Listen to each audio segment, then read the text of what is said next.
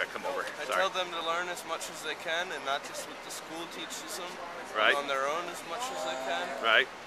I tell them to share, and once they get to high school, when they stop telling them to share, Right. not to be cannibals, because that's what the education system teaches. That's what the capitalist system teaches. We shouldn't turn against each other. We shouldn't become ultra competitive, you know, and Right. go all for our own self. 68 and now, and 1967 was when we had the most expendable income in our pockets. Right. 1968 was very much the same. Right. There were moral arguments there for the revolution. Right. There was the Vietnam War, Right. disconnected moral arguments.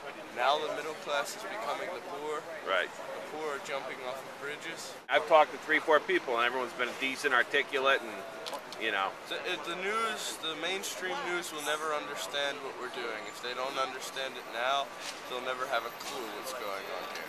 Right here is a big battle of ideas on what we should do, and we're pretty much united against the system of capitalism. What's the long game? What do we, you know, when you guys are done here, what then?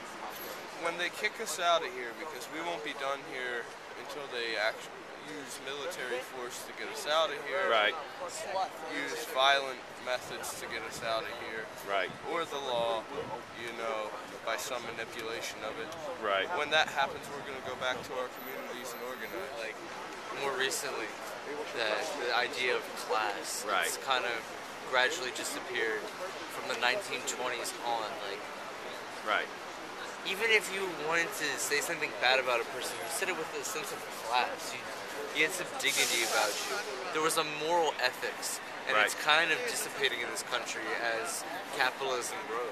When I was growing up, you had John Wayne, Joe Namath, the President of the United States. Those were heroes, firemen. Those are the guys you looked up to, and there was something about that.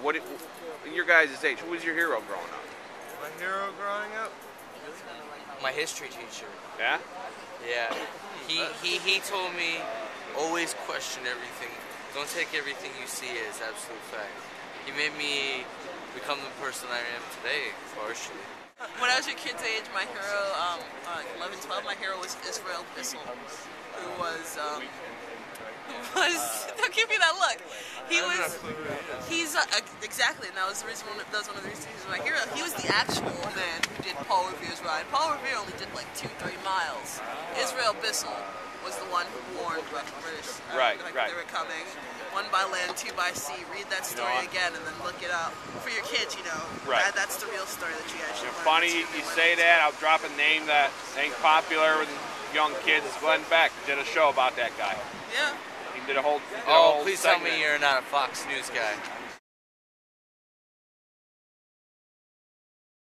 What's the long game of the revolution, though? Say there is. Say, you know. Well, first off, then what? Let's get all those homes back. All those foreclosured homes. Right. I mean, there's over 10 million homes right now that are Absolutely. abandoned. And people are just buying them up like chump change.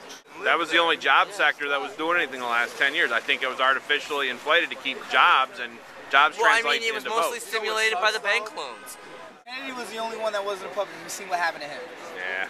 Well, no. Yeah, because he tried to end the Federal Reserve. His name is we're fucked. Right. Short, sweet, simple, we're fucked. Because really, honestly, it's going to take solutions that nobody's going to be willing to compromise, even though it makes so much sense. The mainstream media. Right. Social Security. Medicare. Right. Raise that shit 3 years. 2 years. It's already taken care of. It's already taken care of, and you would have to have a cutoff age. Like, Right. if you're 40 or younger, sorry. Right.